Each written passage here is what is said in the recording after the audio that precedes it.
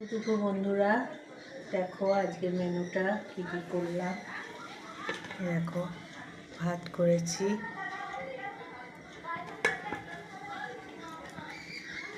আর দেখো বেগুন ভাজা,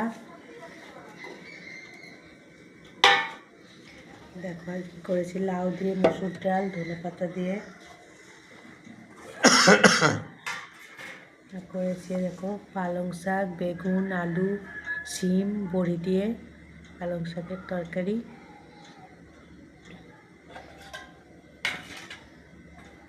আর এই দেখো করেছি পার্শে মাছের ঝাল।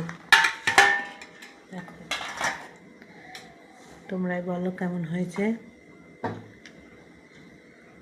সবাই চলে এসো, একসাথে খেয়ে নিই। আবার তাই একই কথা, না এলে তোমরাও খেয়ে নাও, আমরাও খাবো এবার। তাহলে আবার পরে দেখা হবে। টাটা।